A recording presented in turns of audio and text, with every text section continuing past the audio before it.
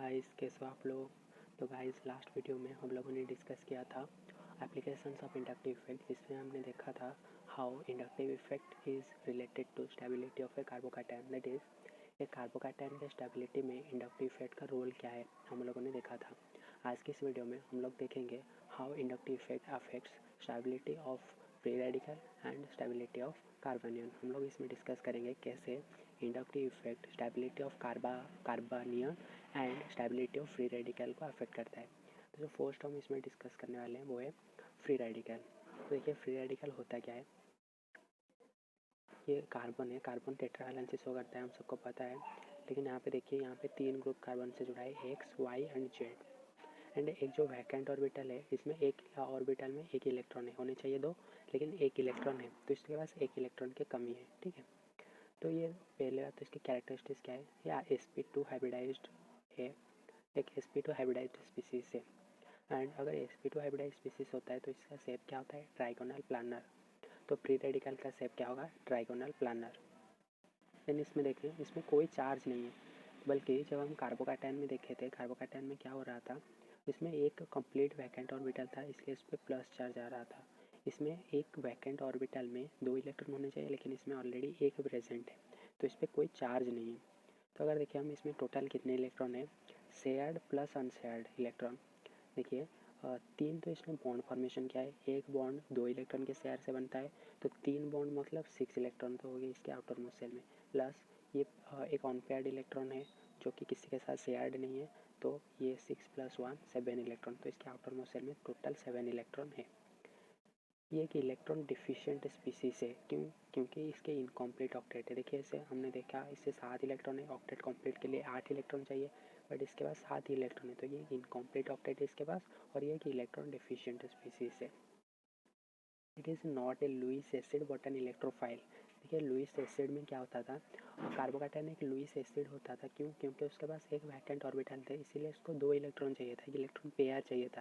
लेकिन इसके पास ऑलरेडी एक इलेक्ट्रॉन है, इसको और एक ही इलेक्ट्रॉन चाहिए, तो ये एक लुईस एसिड तो नहीं है, but it is an electrophile. Electrophile मतलब क्या, इलेक्ट्रॉन लविंग। तो क्योंकि इसके पास एक इलेक्ट्रॉन की कमी है, इसको और एक इलेक्ट्रॉन चाहिए, तो क्योंकि इसके इलेक्ट्रॉन चाहिए, तो इसको हम इलेक्ट्रोफाइल बोलते हैं। नेक्स्ट है, ये एक पैरामैग्नेटिक सब्सटेंस है। क्योंकि पैरामैग्नेटिक मतलब क्या, अगर जितने भी इलेक्ट्रॉन है सब कुछ पेयर्ड है, तो इसको हम बोलते हैं डायमैग्नेटिक। अगर एक भी अनपेयर्ड इलेक्ट्रॉन है तो इसको हम पैरामैग्नेटिक बोलते हैं। देखिए यहाँ पे इसके पास एक अनपेयर्ड इलेक्ट्रॉन है, तो ये एक पैरामैग्नेटिक स्पीसीज है। तो हम लोग देखते हैं इसका स्टेबिलिटी कैसे अफेक्ट होता है इंडक्टिव इफेक्ट से। देखिए फ्री रेडिकल का stability is directly proportional to plus I group. Plus I group क्या करता था, ये कार्बन के पैरेंट चेन में इलेक्ट्रॉन डेंसिटी को बढ़ाता था। फ्री रेडिकल में इसके पास एक वैकेंट ऑर्बिटल है, मतलब इसको इलेक्ट्रॉन चाहिए, तो ऐसा ग्रुप जो इलेक्ट्रॉन दे सकता है इसको, वो इसका स्टेबिलिटी को बढ़ाएगा, और इलेक्ट्रॉन देता कौन है, प्लस आई ग्रुप, इसलिए प्लस आई ग्रुप स्टेबिलिटी बढ़ाता है फ्री रेडिकल का। इसका stability is inversely proportional to minus I group.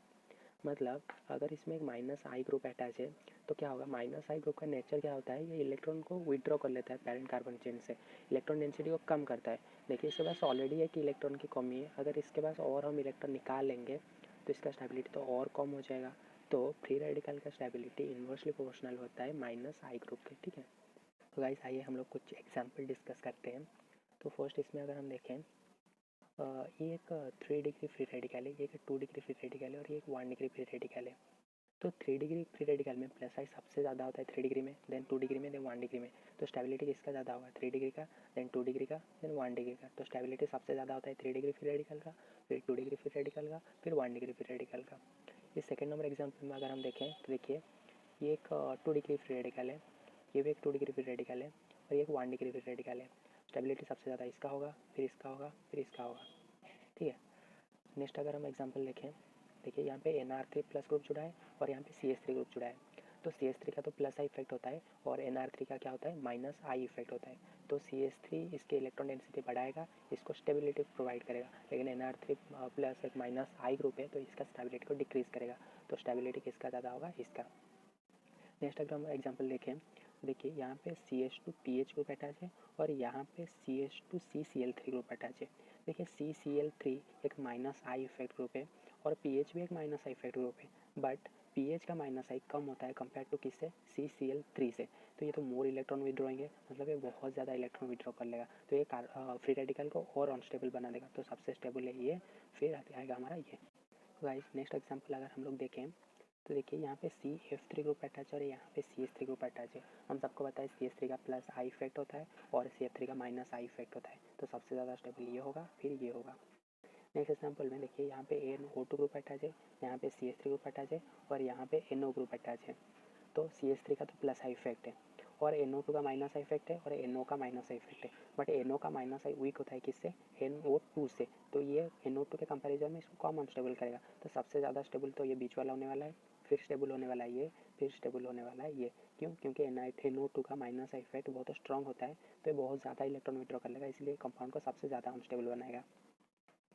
फिर हम लोग अगर देखें, देखिए यहाँ पे एक 3 डिग्री फ्री रेडिकल है, क्योंकि फ्री रेडिकल के 3 कार्बन इस अटैच, जबकि एक 1 डिग्री फ्री रेडिकल है, तो सबसे ज़्यादा स्टेबल 3 डिग्री फ्री रेडिकल होगा। क्यों? क्योंकि उसको ज़्यादा प्लस आई मिल रहा है, और इससे कम स्टेबल होगा। क्यों? क्योंकि इसको सिर्फ 1 का एक ही कार्बन से मिल रहा है प्लस आई।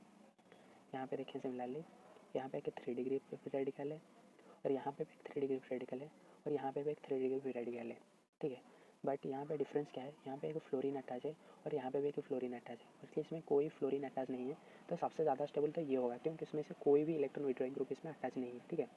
फिर नेक्स्ट में ये और इसमें अगर हम डिसाइड करें तो हम लोग को पता है माइनस आई इफेक्ट और प्लस आई इफेक्ट दोनों ही डिस्टेंस डिपेंडेंट होते हैं। जैसे ही डिस्टेंस इंक्रीज होता जाएगा उनका इफेक्ट उतना ही कम होता जाएगा। देखिए यहाँ पे फ्लोरीन बहुत दूर है और यहाँ पे पीरियडिकली बिल्कुल पास ही है फ्लोरीन, तो ये तो बहुत ज़्यादा अनस्टेबल बना देगा इस कंपाउंड को।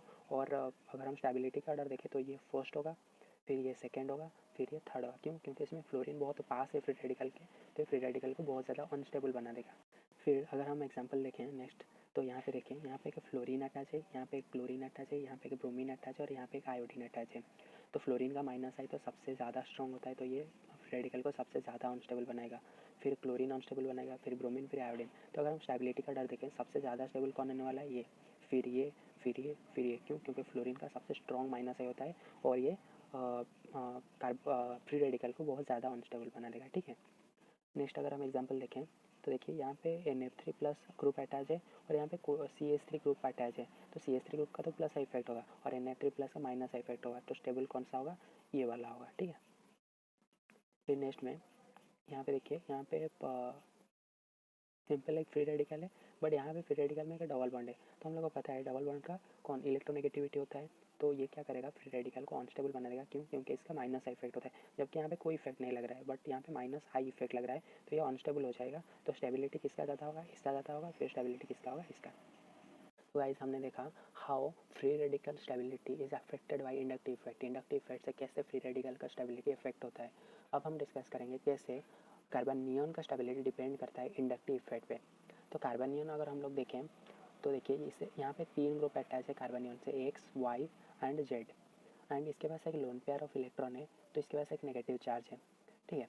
तो अगर हम इसका हाइब्रिडाइजेशन देखें तो इसका हाइब्रिडाइजेशन क्या आएगा, sp3। हम लोगों ने कम्प्लीटली डिस्कस किया है प्रीवियस वीडियो में, कैसे हम हाइब्रिडाइजेशन निकाल सकते हैं, कैसे किसी भी कंपाउंड का, और कैसे उसका शेप प्रेडिक्ट कर सकते हैं, आप लोग जाके देख लीजिएगा।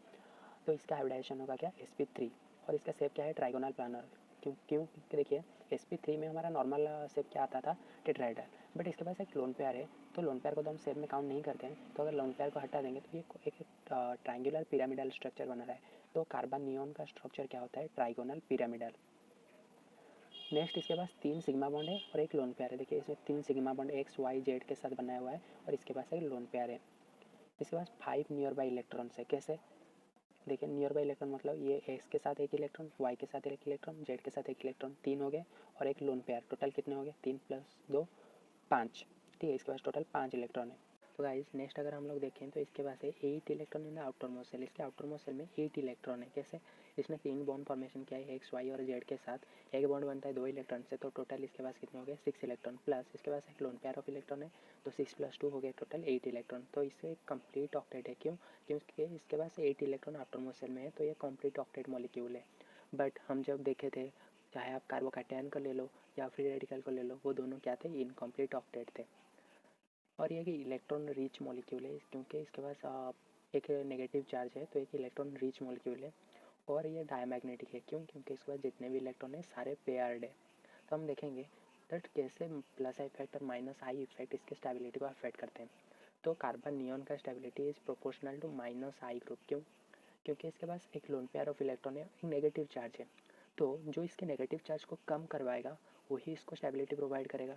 मतलब ये कैसे स्टेबल होगा? इसके पास नेगेटिव चार्ज है तो इसके पास मतलब पैसा मतलब इसके पास बहुत सारा पैसा है, तो आप इससे पैसा कम करोगे तो ही ये स्टेबल होगा ना, क्योंकि इसके पास नेगेटिव चार्ज है, ये बहुत ज़्यादा इलेक्ट्रॉन डेंसिटी है।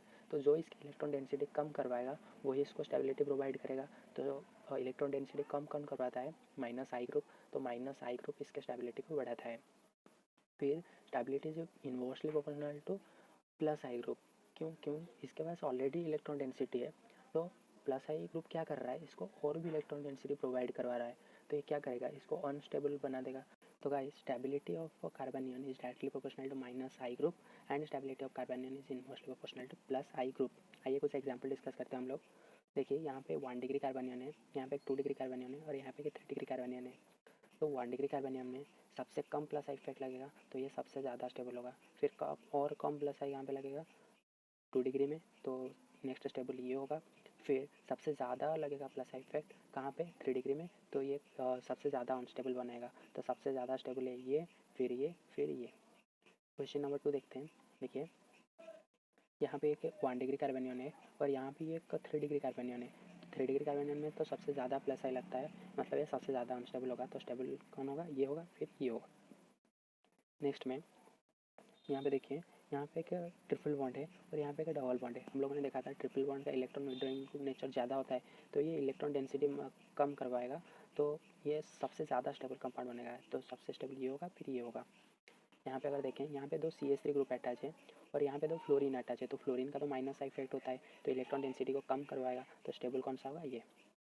फिर इसमें देखिए यहाँ पे एक फ्लोरीन है और यहाँ पे क्लोरीन अटैच है, तो हमको क्या बताया? फ्लोरीन का तो सबसे स्ट्रॉन्ग माइनस आई होता है, तो ये क्या करेगा? बहुत ज़्यादा इलेक्ट्रॉन खींचेगा और कार्बनियन को बहुत बहुत स्टेबल बना देगा, तो इसके ज़्यादा स्टेबल होगा, फिर स्टेबल होगा ये।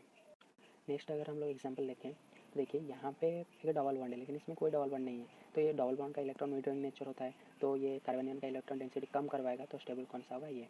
नेक्स्ट एग्जाम्पल में देखिए यहाँ पे क्लोरीन अटैच है और यहाँ पे भी क्लोरीन अटैच है, ठीक है।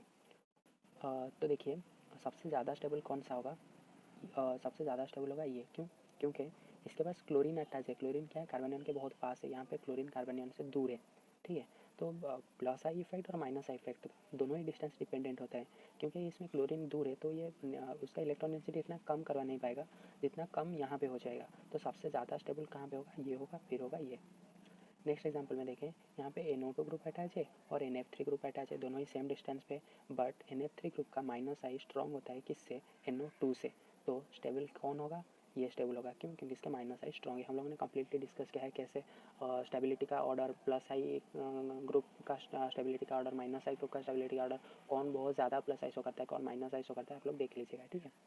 नेक्स्ट अगर हम लोग एग्जांपल देखें, देखिए यहाँ पे क्लोरीन अटैच है और यहाँ पे फ्लोरीन अटैच है और यहाँ पे 2 CH3 ग्रुप है, तो सबसे ज़्यादा स्टेबल कौन सा होगा? ये होगा। क्यों? क्योंकि इसका माइनस आई सबसे स्ट्रॉन्ग है। फिर कौन होगा? ये। फिर इसमें तो प्लस आई ग्रुप है, ये और ज़्यादा अनस्टेबल बना देगा, तो सबसे कम स्टेबल होगा ये। नेक्स्ट हम एग्जाम्पल देखें, देखिए यहाँ पे ऑक्सीजन ग्रुप है और यहाँ पे भी ऑक्सीजन ग्रुप है, लेकिन इसके पास एक फ्लोरीन एक्स्ट्रा है, तो फ्लोरीन का तो माइनस आई इफेक्ट होता है, तो सबसे ज़्यादा स्टेबल ये होगा, फिर ये होगा। नेक्स्ट में यहाँ पे देखिए, यहाँ पे 2 फ्लोरीन है बट यहाँ पे एक फ्लोरीन है इसके बाद, बट यहाँ पे CH3 ग्रुप है, तो ये तो अनस्टेबल बनाएगा इस कंपाउंड को, और सबसे ज़्यादा स्टेबल कौन हो जाएगा इन दोनों के बीच में? ये। नेक्स्ट में देखें, यहाँ पे 2 फ्लोरीन अटैच है, जबकि यहाँ पे कितने फ्लोरीन अटैच है? 4 फ्लोरीन अटैच है, तो ये तो बहुत ज़्यादा माइनस है लगाएगा, तो स्टेबल कौन सा होगा? ये, फिर होगा ये। तो गाइस आज के वीडियो में हम लोगों ने देखा कार्बनियन और फ्री रेडिकल के stability with respect to inductive effect, कैसे इंडक्टिव इफेक्ट से हम लोग कार्बन कैटायन का स्टेबिलिटी, फ्री रेडिकल का स्टेबिलिटी एंड कार्बनियन का स्टेबिलिटी डिसाइड कर सकते हैं, ये हम लोगों ने देखा। नेक्स्ट वीडियो में हम लोग रिजोनेंस डिस्कस करेंगे। और अगर आप लोग यहाँ तक देख लिए हो, तो अगर आपको वीडियो पसंद आए तो वीडियो को प्लीज़ लाइक करना और चैनल को सब्सक्राइब कर देना। हम लोग ऐसे ही नए नए वीडियो लाते रहेंगे और फिर लास्ट में हम लोग सारा कुछ इसको रिवाइज़ करेंगे एक ही शॉट में, जो आपको सब याद हो जाएगा, हम लोग ऐसे रिवाइज़ करेंगे, ठीक है। तो चैनल को ध्यान से सब्सक्राइब कर देना। तब तक के लिए नेक्स्ट वीडियो में मिलते हैं, तब तक के लिए बाय बाय।